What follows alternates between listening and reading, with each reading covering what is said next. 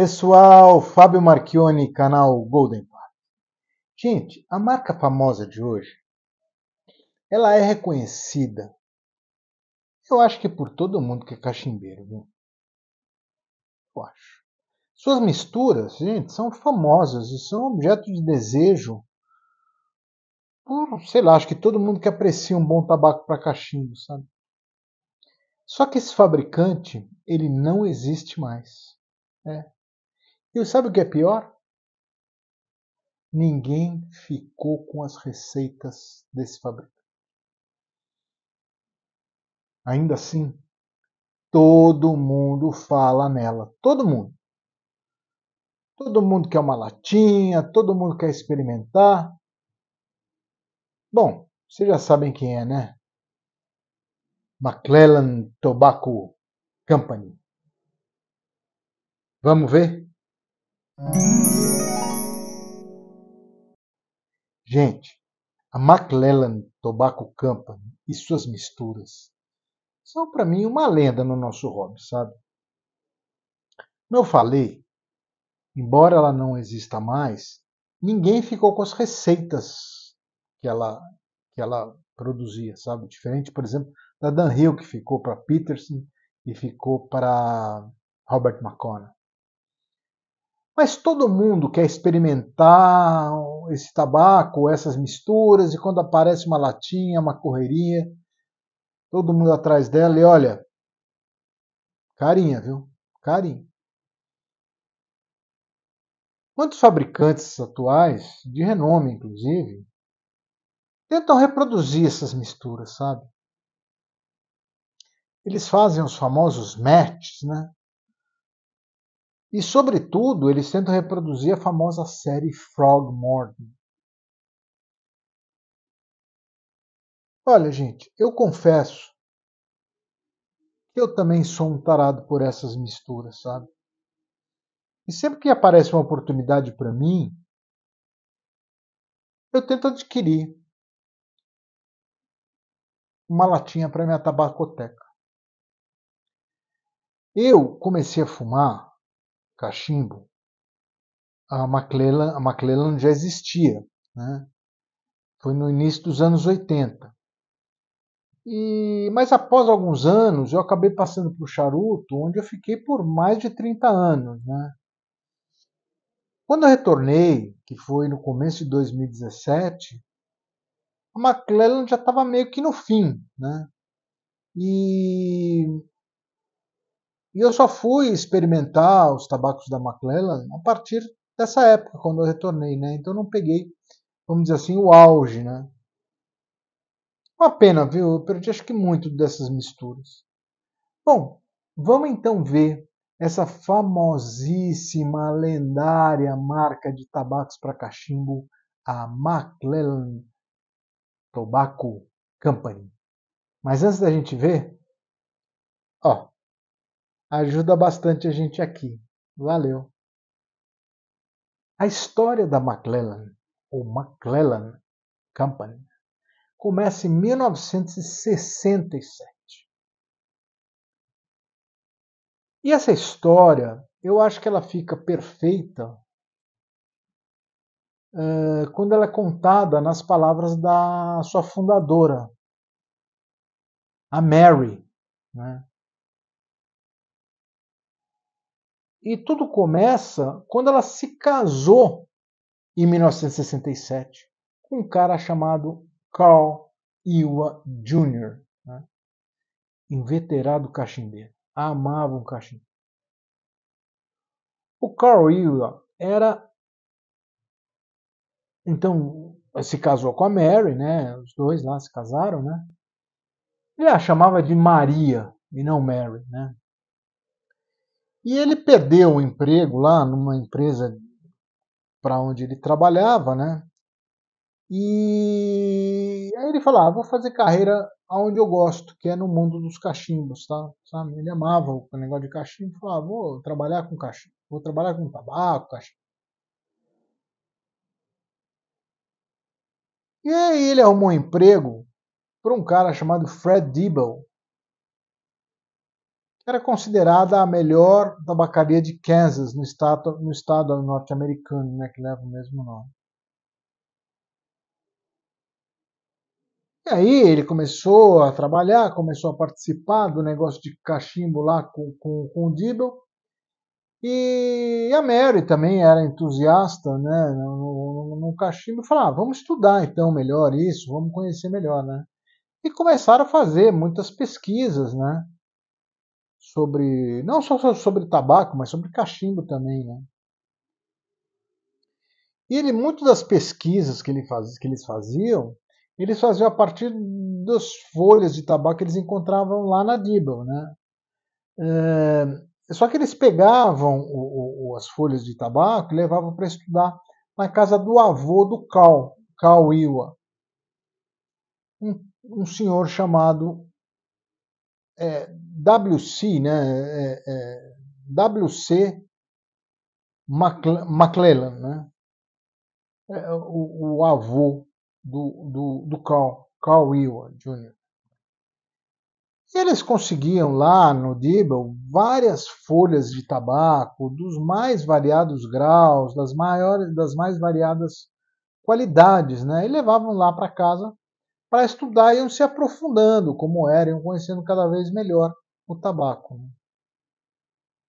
E com todo esse conhecimento, os dois, tanto o Carl quanto a Mary, ou Maria, né, começaram a ficar craques no negócio, começaram a fazer misturas e começaram a fazer misturas para a própria Dibble, né, que era também uma tabacaria desse cara chamado Fred Dibble. E o dono da tabacaria, o Fred, ele ficou tão impressionado com a qualidade das misturas do casal Iwa que ele resolveu fazer uma. Como é que eu vou dizer? Ele resolveu fazer uma fábrica lá de misturas de tabaco para cachimbo para a tabacaria dele, né? Com as misturas idealizadas pelo Carl Iwa. E, gente, vou falar uma coisa para vocês. Ele colocou o Carl no comando. Aí o Carl virou chefão e começou a fazer tabaco a doida. Olha, as pesquisas do casal se aprofundaram tanto com esse estudo, tanto conhecimento. Peraí, voltei. Então, como eu estava falando, as pesquisas do casal se aprimoraram tanto, eles ficaram tão assim fissurados em conhecer melhor o mundo do tabaco, o mundo do cachimbo, que em 1971 eles passaram a aproveitar o tempo livre que eles tinham para escrever o famoso The Book of Pipes and Tobaccos, que foi publicado pela primeira vez em 1974. Pois é.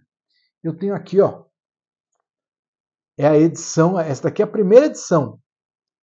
Ela tá meio surradinha, mas dentro tá perfeito, olha. Dá para ver aqui, ó, onde que tá. Ó, a primeira edição, né? Ela tá meio surradinha porque eu comprei esse livro numa viagem que eu fiz. Acabei achando lá num sebo. Ele é um livro, ele é super ilustrado. Ele é super ilustrado, ele tem foto de cachimbo, tem processamento de tabaco, tem quase tudo que a gente pode encontrar para o nosso hobby. Né? E esse livro foi de um sucesso enorme na época, sabe? Nos anos 70, anos 80. E dizem que, a fofoca, né? Dizem que grande parte da existência desse livro se dá pelo trabalho da Mary, da mulher do Carl, da Mary Iwa Jr., né? O próprio Carl, que reconhece isso, faz na dedicatória, talvez dê para vocês lerem aqui, eu vou colocar a foto aqui do lado, ó, faz na dedicatória, ele diz o seguinte, para meu bisavô, né, para o meu avô, Dr. W.C. McClellan, e minha mulher, Maria, cujo sem ajuda esse livro não existiria. E então ele faz essa dedicação a Mary, que ele chama de Maria, né? Ele não chama de Mary. E esse livro fez um baita de um sucesso. Bom, nesse tempo, eles também aproveitaram muito para viajar para o sudeste dos Estados Unidos, onde tem lá as Carolinas, né? Onde eles puderam travar contato mais pessoal com a produção, né? Com os fornecedores de tabaco, com os produtores, enfim, eles conseguiram e se aprofundar ainda mais no conhecimento deles e aproveitaram também lá para visitar famosos artesões, né, de cachimbos, se aprimorar também no conhecimento da fabricação de cachimbos e também e principalmente das misturas para cachimbo. Bom, estamos em 77, o livro já tinha sido lançado, já era um sucesso. O Carl Ewald fala, não, chega, eu quero sair daqui, quero sair do Dibble e montar minha própria boutique de tabacos para cachimbo. A Mary falou, ah é? Ah é? Então eu vou também. E resolveram os dois montar uma boutique de tabacos para cachimbo. E isso chamaram um amigo, que era um amigo de infância do Carl, um cara chamado Bob Banish. E então os três resolveram lá se juntar para produzir as misturas que o Carl já produzia lá para Dibble. E eles resolveram fazer isso no porão da casa do avô do Carl, o tal do McClellan, o Dr. W.C. McClellan. E resolveram então homenagear o avô do Carl, dando o nome da empresa, o sobrenome do avô do Carl, que se chamava McClellan. E aí, por isso, a empresa começou a se chamar McClellan. Segundo dizia Mary ou a Maria, o Dr. W.C. era um gentleman, era um cara muito afável, um cara que cuidava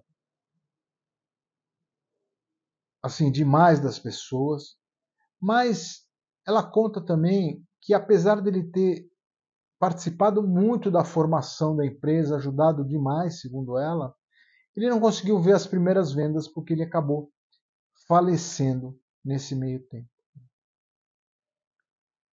Bom, eles começaram as vendas, a McClellan, então, só com 10 misturas. Né? E eram 5 misturas baseadas em tabacos orientais e outras 5 misturas baseadas em Virgínia. Né? As misturas de tabacos orientais eram colocadas em latas seladas com uma cera verde. E as de Virgínia em latas com uma cera marrom. E elas tinham invólucro de papel, né? Que era selado com essa cera quente. Segundo a Mary, era como se fazia no passado, né? Mas que era um problema, porque você tinha que ter um abridor de lata para abrir a lata, né? Porque você tinha que romper aquele invólucro de cera.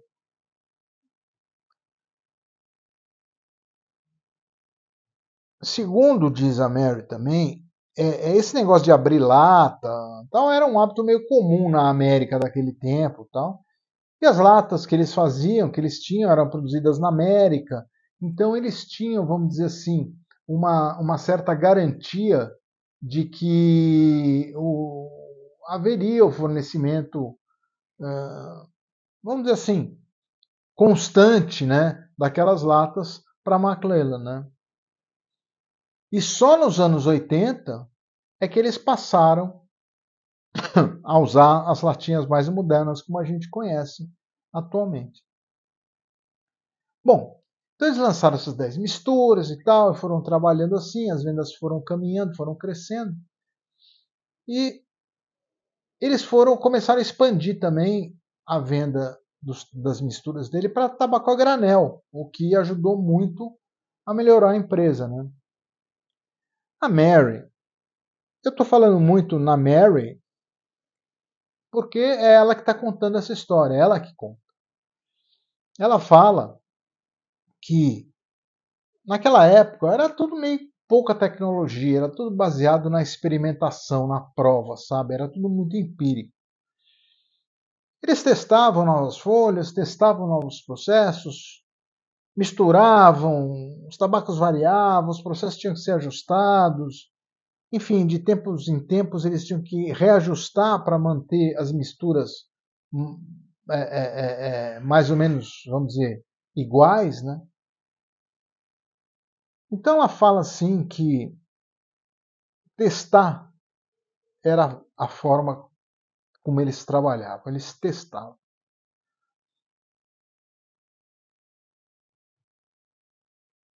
Em 1980,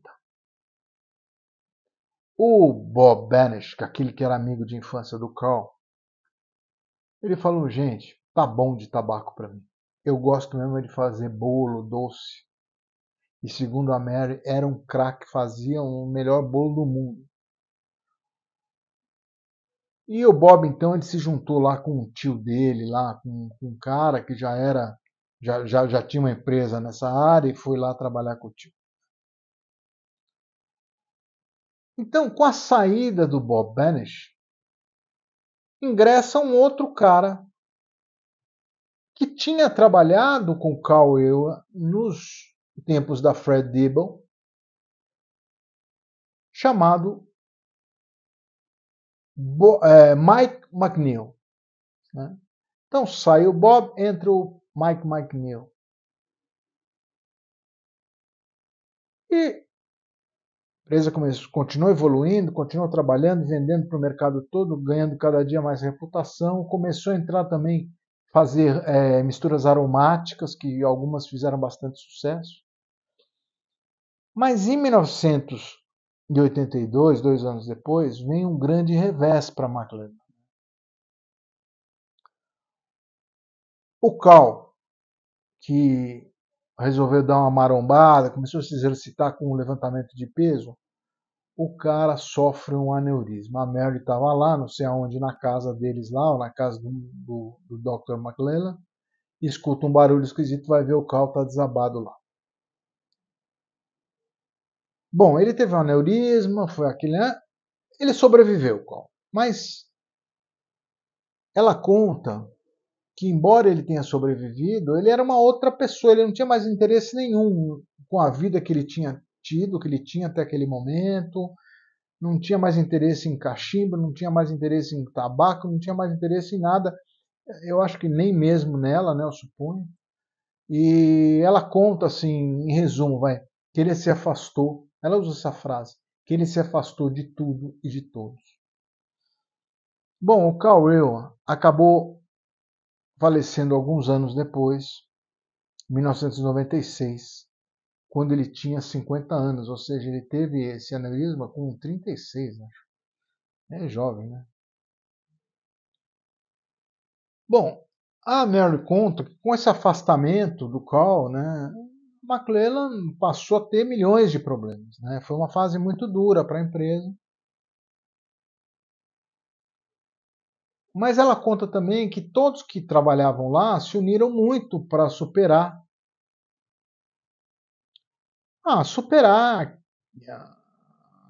aqueles momentos difíceis, né? E eles estavam tendo também muitos problemas financeiros, enfim, desorganizou a saída do Carl, desorganizou a vida da McLaren. E eles tiveram o apoio de uma empresa que acreditava muito acreditava ou gostava do trabalho dele, né? Porque ela não dá mais detalhes, e que ajudou, era uma empresa da área de finanças que ajudou muito a McLellan a se reestruturar. Né? E em 1995, né, alguns anos depois desse acidente do Kroll, a McClellan tinha se reestruturado e já ocupava toda a casa do Dr. McClellan, né, que já tinha falecido. E aí, de repente, eles foram forçados a se mudar.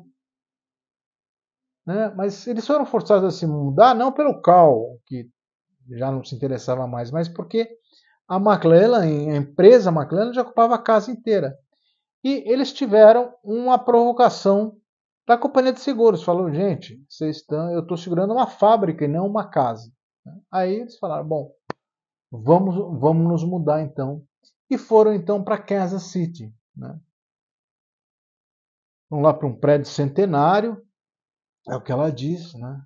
E que esse prédio ficava lá, numa área conhecida lá de Kansas City, que é uma área chamada District Art, Art District, Distrito das Artes, né?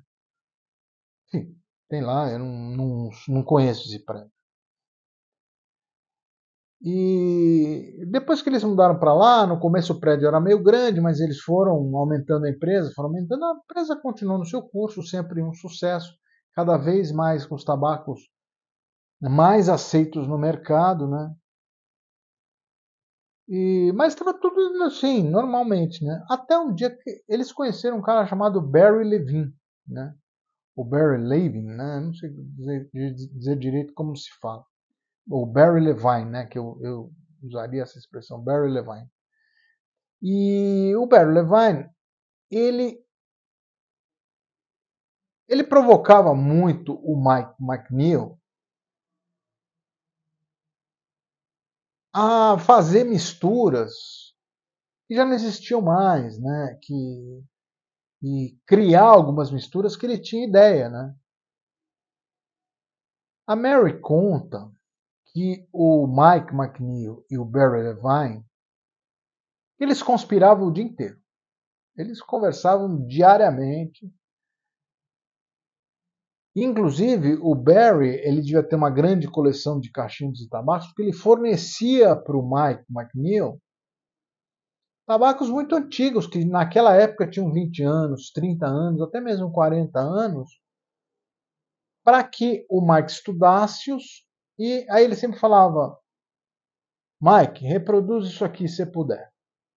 Bom, a Mary conta que o Barry Levine se tornou tão próximo deles, mas tão próximo, que ele participava até o que ela chamava de The Sacrifice of the Tongue, o sacrifício da língua, que era quando eles se sentavam, a Mary, o Mike, o Barry e mais algumas outras pessoas lá da McClellan, para experimentar novas folhas de tabaco, né? Encontrar os sabores, encontrar os aromas, enfim, estudar as folhas que eles iam utilizar. Né?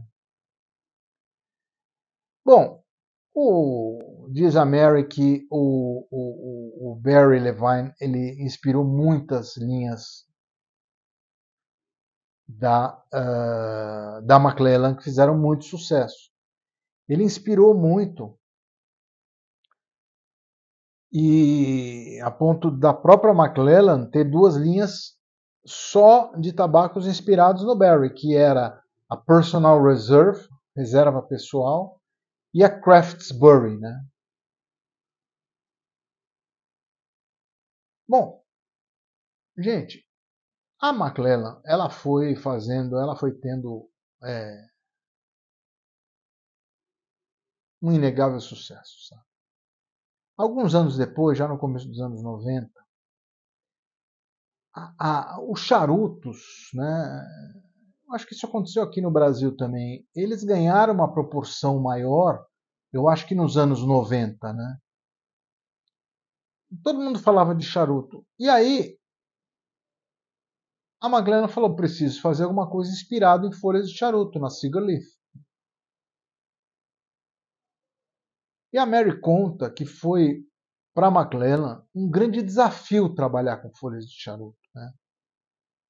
Porque, segundo ela, as folhas de charuto elas retêm a umidade de forma muito diferente do que as outras folhas que eles normalmente trabalhavam, que provavelmente deve ser Virginia, Burley e alguns tabacos orientais. Né?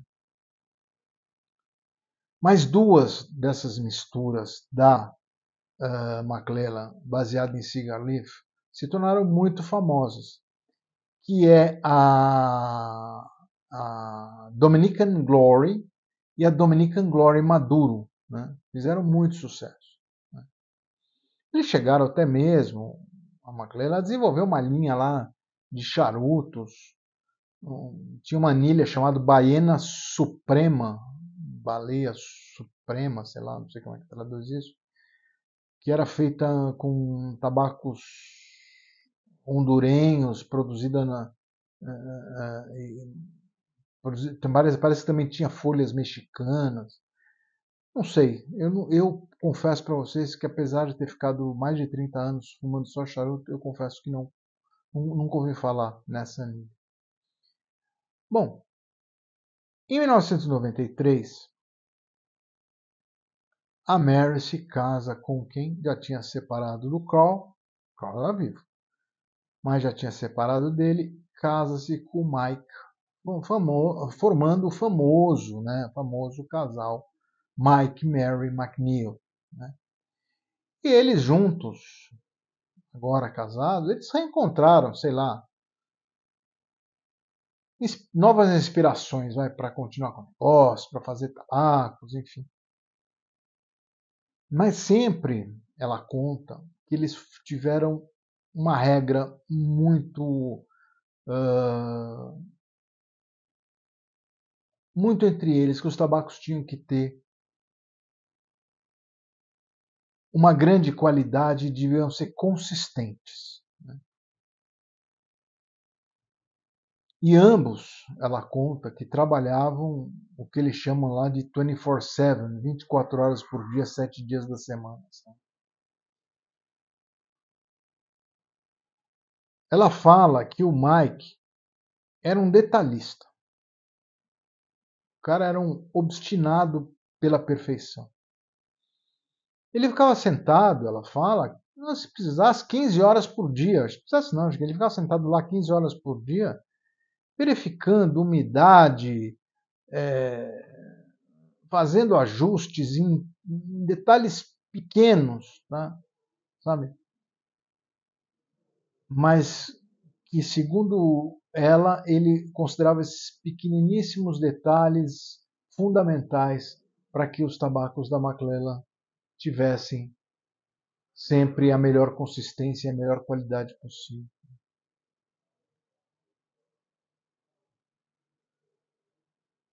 Já a Mary,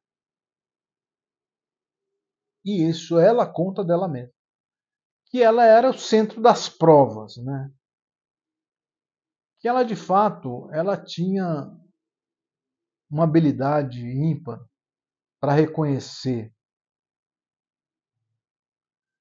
as mais sutis nuances dos tabacos, sabe? Ela conseguia identificar muito bem detalhes de cada tabaco, detalhes de aromas, de sabor, enfim, de cada tabaco com muita precisão, né? E ela conta que o Mike sempre falou, deixou claro para todo mundo, que a série Frogmorton, a famosa série da Maclellan Frogmorton, ela tinha que ter reconhecido a autoria como da Mary, né? E não como a autoria dele. Porque ele fazia e sempre a Mary pegava os tabacos e um dia ele estava testando lá, ela falou, adiciona Red Virginia cozido que vai suprir o que falta, e batata. O Michael ia lá, adicionava o que a Mary falava e a mistura ganhava, enfim, o que eles queriam em termos, né, de projeto, em termos de produto final.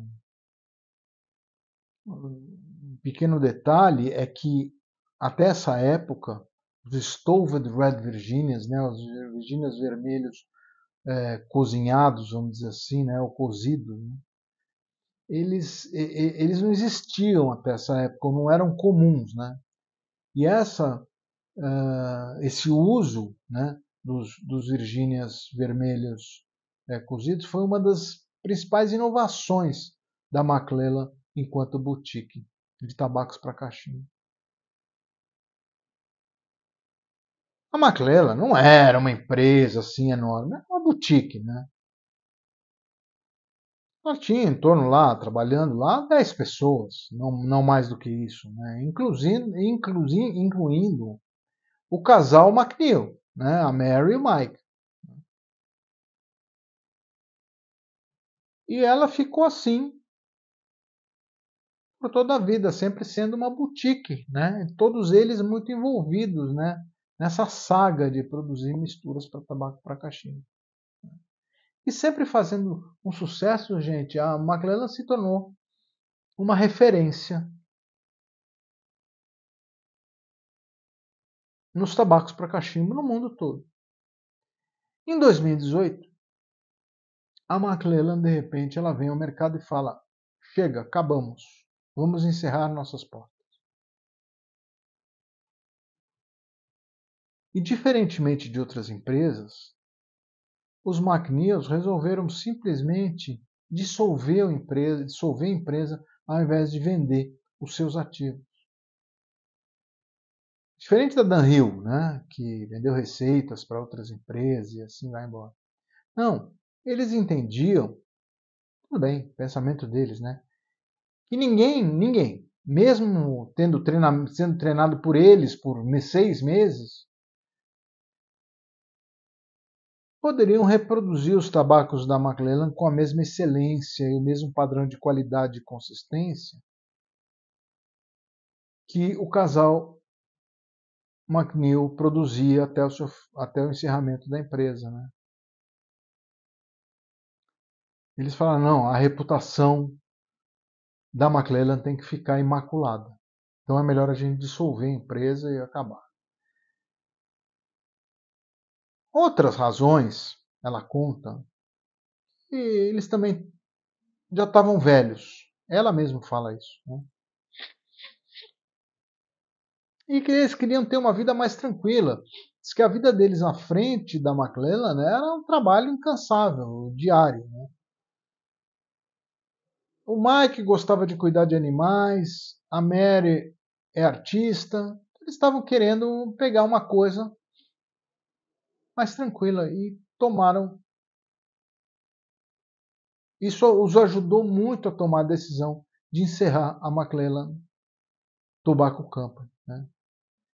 E ela conta que, apesar de tudo isso ter sido muito importante, ela fala também que o aperto da regulação do mercado de tabaco, né, no mundo todo, né, esse é um processo cada dia se afunila mais, mas nos Estados Unidos está bem apertado, né, pelo que as pessoas falam. E esse aperto fez com que a dificuldade de obter tabacos de qualidade vem crescendo, ou vinha crescendo assim de forma muito grande. Ela fala que, por exemplo, ela estava acostumada a comprar folhas de tabaco que tinham ficado guardadas por anos e que isso estava acabando. Né? Os produtores de tabaco não tinham mais apoio do governo, então eles produziam, colhiam e já queriam vender o que tivesse pela frente. Né?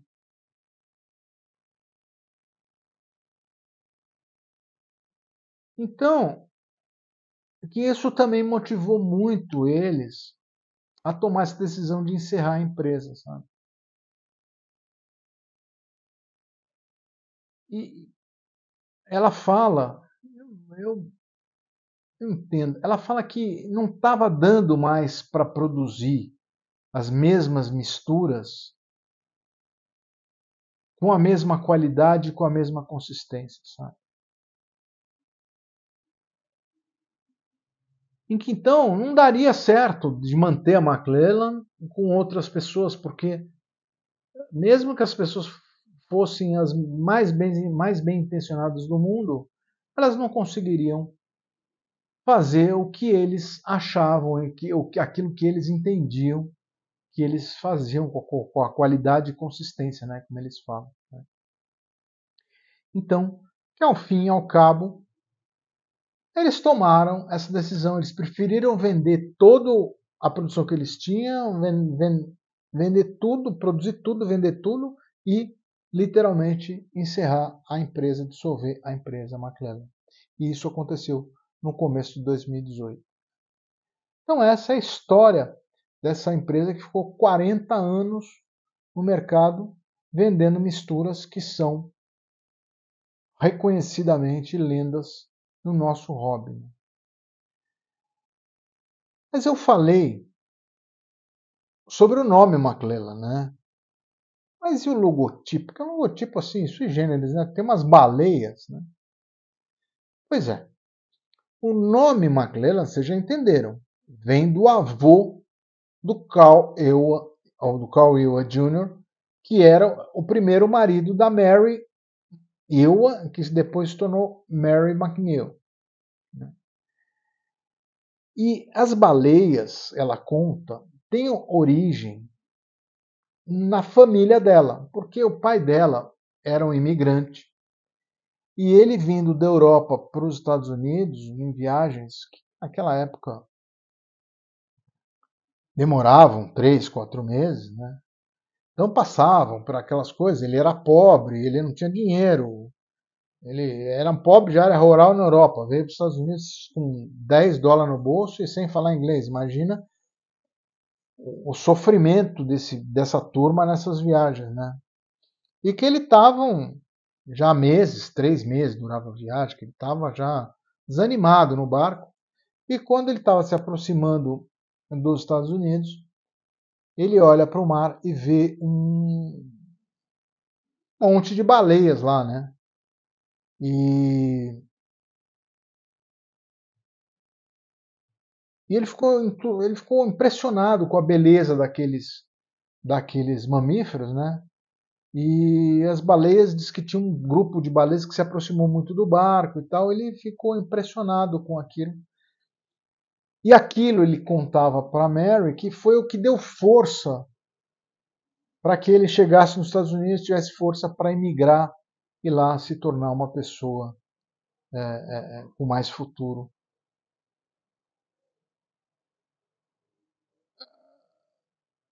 Com mais futuro do que ele tinha na sua origem, né? E que as baleias para ele era uma coisa assim de muita fluidez, uma coisa que diz o avô da Mary que era a coisa mais bonita que ele já tinha visto na vida, né? E o Carl achava que aquela história que ele ouvia do avô da Mary era o que a McClellan precisava, de um emblema que fosse um emblema de esperança, um emblema de, de, de coragem, mas ao mesmo tempo um exemplo que mostrasse a beleza, né, a harmonia. É que de fato a baleia, sobretudo no seu ambiente mais natural, solta, é uma coisa espetacular mesmo para quem já viu. Né? Bom, era o resumo da vontade do casal Iwa, do Carl e da Mary, que eles precisavam ter coragem, eles precisavam ter esperança e eles precisavam ter harmonia. E que a baleia traduzia isso para eles. E que então os tabacos da McClellan iriam ter como seu logotipo algo tão harmônico quanto as baleias quando estão no seu habitat, que mostram a força, mostram a coragem, mas ao mesmo tempo mostram a leveza e mostram a harmonia. Legal, né? O pensamento dos caras. Legal. Eu achei bem legal a história. E as misturas? Gente, Antes de falar nas misturas, eu quero só mostrar uma coisa para vocês. Eu tenho só mais um fornilho desse Maclellan Anniversary, que comemora os 33 anos da Maclellan. O último fornilho está aqui, dá para ver? Olha só, o último fornilho. Eu tenho um pouquinho ainda aqui no meu cachimbo, então espera aí que eu vou tocar um foguinho.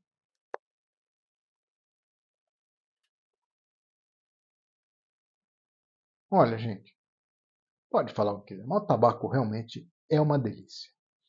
Olha, eu já fiz algumas resenhas de tabacos da Maclellan aí para o canal.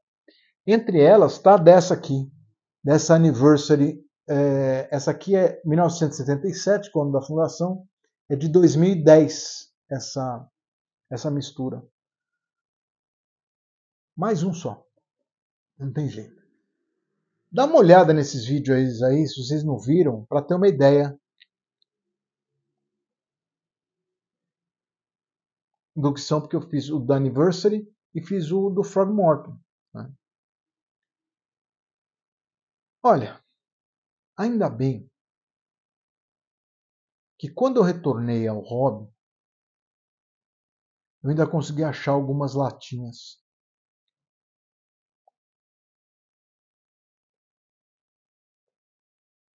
Bom, como vocês viram, a Maclellan começou com 10 misturas, 5 do tipo oriental e 5 do tipo baseadas em Virgínias, né? As orientais com a cera verde e as virgínias com a cera marrom. Com a vinda do Barry Levine, que ajudou muito eles a ter novas ideias, eles acabaram fazendo duas linhas. Eu até tenho um exemplar de cada uma aqui ainda. Ó. Uma da Personal Reserve, tá vendo? Ó? Personal Reserve, tá aqui, essa é a Bombay Extra.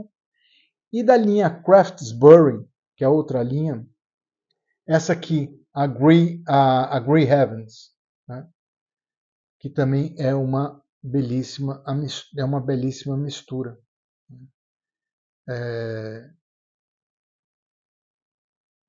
Virginia Burley, né, com perique. Bom,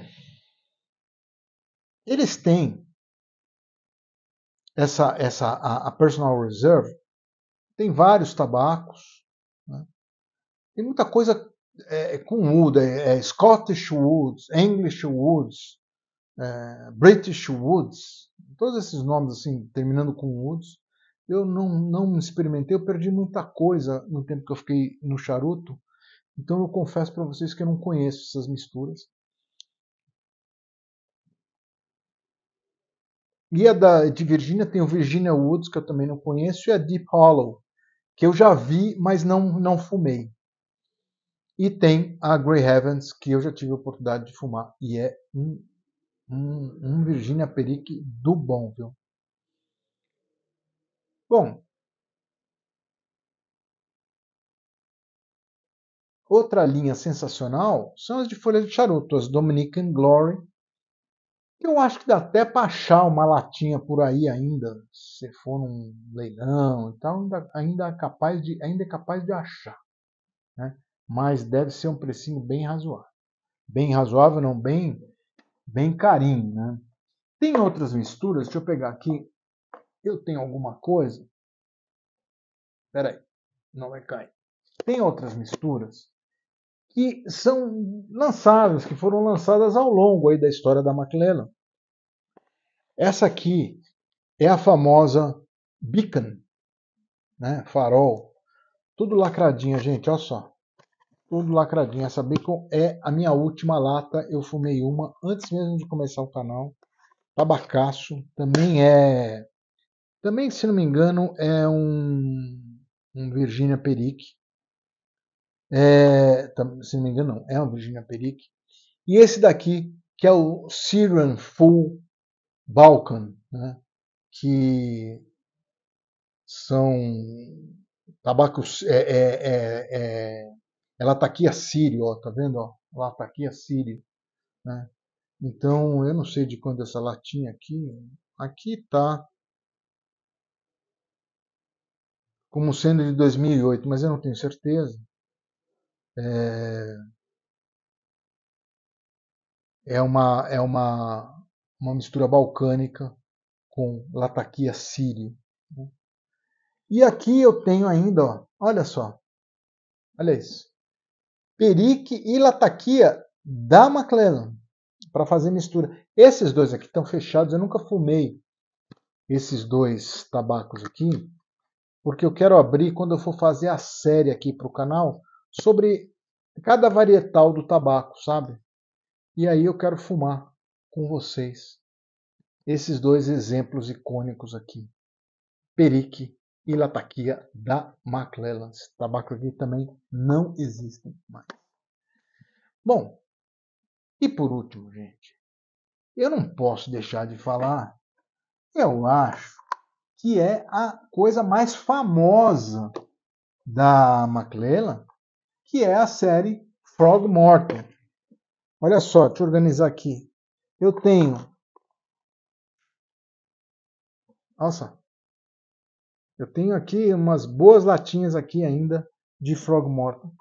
Gente, eu já fiz para vocês a resenha. É um tabacaço, gente. Eu não sei nem o que falar. Ó, tudo fechadinho, ó. Não sei nem quando eu vou abrir, mas está fechado ainda. Diz aqui no fundo da lata que são de dezembro de 2012, ou seja, estão com quase 16 anos, sei lá. É bem antiga. Então, gente, e essas latas tem uma coisa interessante. Esses desenhos aqui do Frogmorton, né, são aquarelas da autoria da Mary. Isso aqui são pinturas em aquarela, né, a fonte, né? Pinturas em aquarela. Por isso que essa coisa meio pastel assim. E foi ela quem idealizou, né, o layout dessas misturas. E segundo o Mike McNeil, se não fosse a opinião da Mary, esses tabacos não seriam o que se tornaram. E a fama deles alcançou tal dimensão, gente, que eu acho que todo mundo quer reproduzir essas misturas, né? Todo mundo tenta fazer os matches, né? Fazer misturas que, claro, não vão ser iguais, mas tendem a levar, pelo menos assim, o mesmo caminho de experiência das famosas McClellan. Ainda bem que eu tenho essas aqui fechadinhas e vocês vão com certeza ver o dia que eu as abrir. Eu vou fazer um vídeo para comemorar com vocês. Aliás, deixa aí nos comentários qual dessas misturas que vocês viram que vocês querem ver uma resenha primeiro. Bom, então é isso, gente. Essa é a história da finada, né? Finada. Mais famosíssima, desejadíssima McClellan Tobacco Company. E suas renomadíssimas misturas, evidentemente. Bom, gente, e com isso eu espero o quê? É isso mesmo. Que o nosso prazer seja sempre mais prazeroso. Obrigado, abraços e até a próxima.